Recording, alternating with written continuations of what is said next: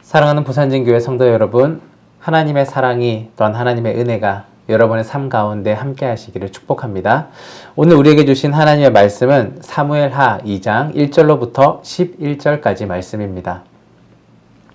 그 후에 다윗이 여호와께 여쭈어 이르되 내가 유다 한 성읍으로 올라가리이까? 여호와께서 이르시되 올라가라. 다윗이 이르되 어디로 가리이까? 이르시되 헤브론으로 갈지니라.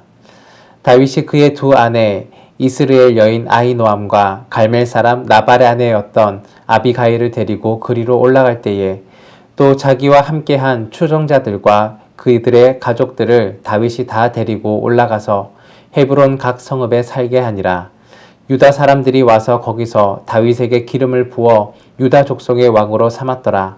어떤 사람이 다윗에게 말하여 이르되 사울을 장사한 사람은 길르앗 야베스 사람들이니이다 하매 다윗이 길르앗 야베스 사람들에게 전령을 보내 그들에게 이르되 너희가 너희 주 사울에게 이처럼 은혜를 베풀어 그를 장사하였으니 여호와께 복을 받을지어다. 너희가 이 일을 하였으니 이제 여호와께서 은혜와 진리로 너희에게 베푸시기를 원하고 나도 이 선한 일을 너희에게 갚으리니 이제 너희는 손을 강하게 하고 담대히 할지어다. 너희 주 사울이 죽었고 또 유다 족속이 내게 기름을 부어 그들의 왕으로 삼았느니라 하니라. 사울의 군사령관 넬의 아들 아브넬이 이미 사울의 아들 이스보셋을 데리고 마하나임으로 건너가 길르앗과 아술과 이스라엘과 에브라임과 베냐민과 온 이스라엘의 왕으로 삼았더라. 사울의 아들 이스보셋이 이스라엘 왕이 될 때에 나이가 40세이며 2해 동안 왕위에 있으니라. 유다 족속은 다윗을 따르니 다윗이 헤브론에서 유다 족속의 왕이 된 날수는 7년 6개월이더라. 아멘.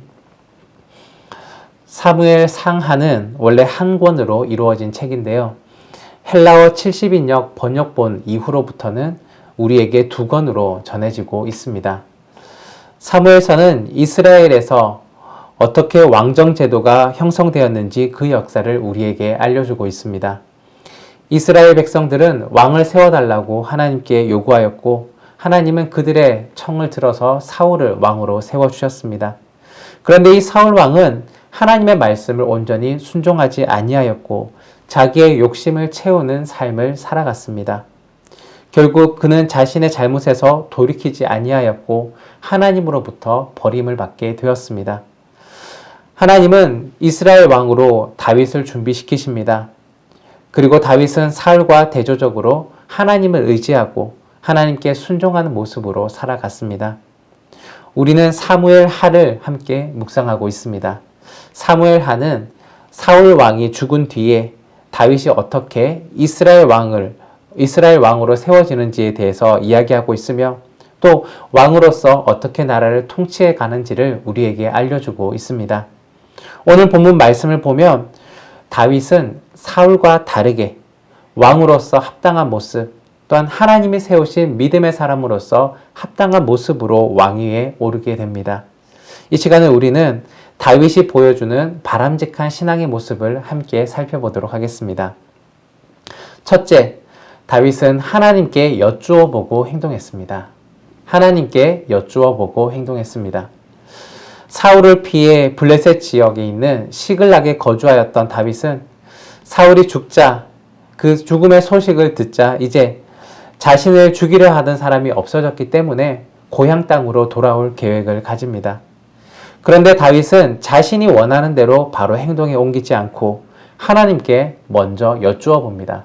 오늘 본문 말씀 1절입니다. 그 후에 다윗이 여호와께 여쭈어 아뢰되 내가 유다 한 성읍으로 올라가리이까? 여호와께서 이르시되 올라가라. 다윗이 이르되 어디로 가리이까? 이르시되 헤브론으로 갈지니라. 아멘. 하나님께 유다로 올라가도 좋을지를 여쭈어 봅니다. 그의 물음에 하나님은 올라가라 라고 답변을 해주십니다. 하나님의 허락을 받은 다윗은 유다의 성읍 중에 어디로 갈지를 다시금 하나님께 여쭈어 봅니다. 또 하나님께서는 대답하시기를 헤브론으로 가라 라고 답변을 주셨습니다. 이에 다윗은 자기의 가족들과 자신을 따르는 모두를 이끌고 유다 지역의 헤브론으로 옮겨가게 되었습니다. 다윗은 모든 상황이 자신에게 유리하게 전개되는 것에 따라서 자기 생각대로 행동하지 않았습니다. 하나님의 말씀을 무시하고 자기 고집대로 행동하였던 사울과는 크게 대조되는 모습입니다. 우리도 이러한 다윗과 같은 신앙의 모습들이 있어야 합니다. 상황에 따라 행동을 하는 것이 아니라 하나님께 먼저 기도로서 여쭈어 보고 행동으로 옮기는 것입니다. 삶의 방향은 하나님이 정하시고 우리는 그 뜻에 순종함으로 나아가는 것입니다. 이것이 바로 하나님과 동행하는 올바른 신앙의 모습입니다. 두 번째, 다윗은 은혜를 기억했습니다. 은혜를 기억했습니다. 다윗은 과거에 입었던 은혜들을 잊지 않고 보답하였습니다. 이전에 다윗은 사울에게 쫓겨다니던 시절들이 있었습니다. 그때에 자신을 떠나지 아니하고 함께 그 어려움을 지냈던 고난의 시간을 지냈던 사람들, 그들을 기억했습니다. 그들을 버리지 아니하고 고향 땅 헤브론으로 갈 때에 함께 데리고 올라갔습니다. 그리고 그들이 헤브론에서 각 성에 거할 수 있도록 거처를 마련해 주었습니다. 2절과 3절의 말씀입니다.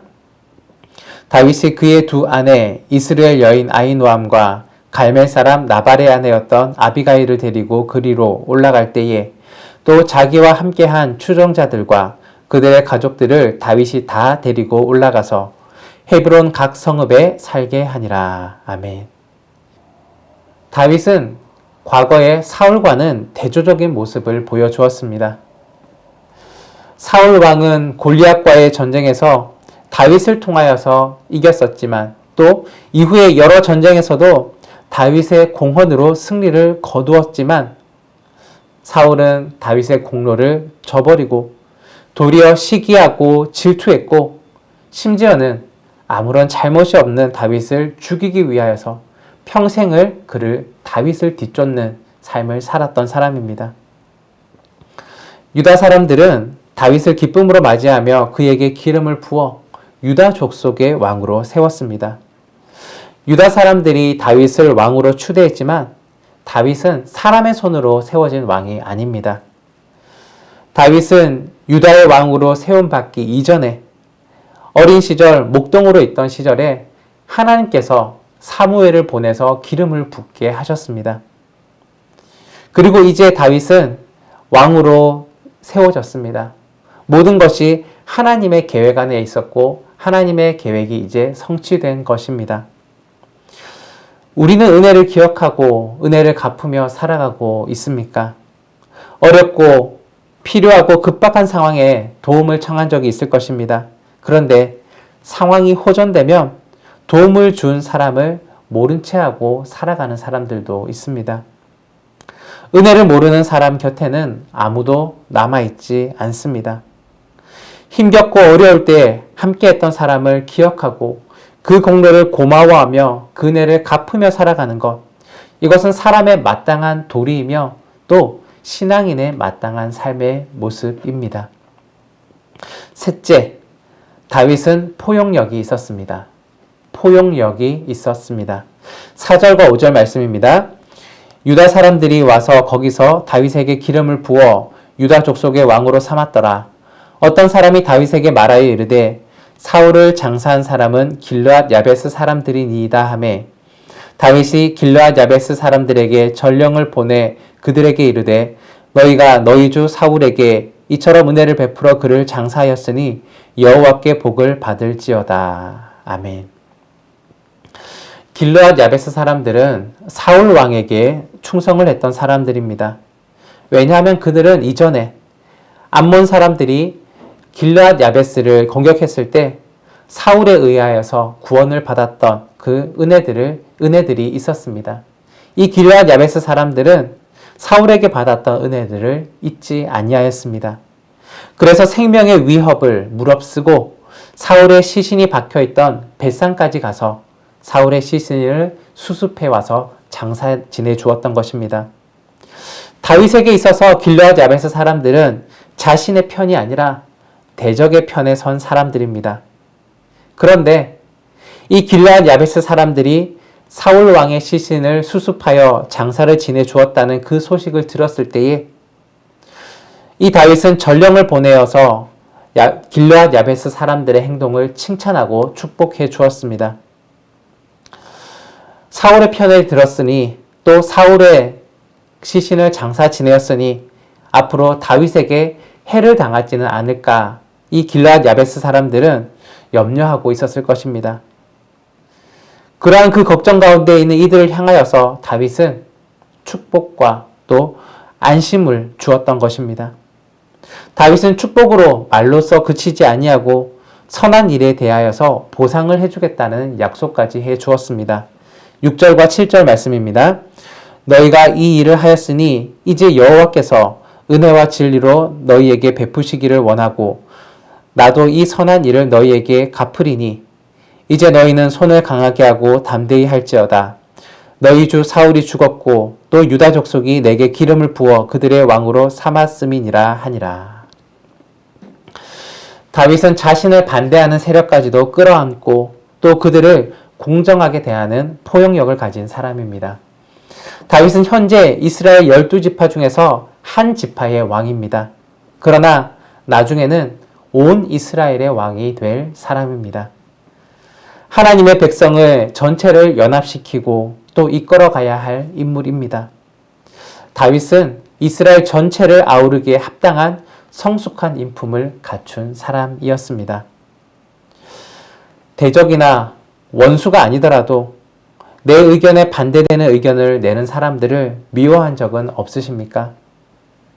우리에게도 다윗과 같은 그러한 포용력이 있어야 합니다. 어렵고 꺼려지는 사람에게 먼저 손을 내밀 수 있어야 합니다. 나를 대적하는 사람이라 할지라도 그들에게 진심의 마음을 보이고 또 관계를 회복할 수 있어야 합니다. 이러한 다윗의 신앙과 노력에도 불구하고 여전히 그의 앞에는 험난한 상황이 놓여 있습니다. 다윗은 유다 한 지파의 왕으로 세움을 받았지만 사울의 아들인 이스보셋은 유다를 제외한 나머지 12지파 이스라엘 온 전체의 왕으로 세움을 받았습니다. 아직 가야 할 길이 험하고 멀어 보입니다.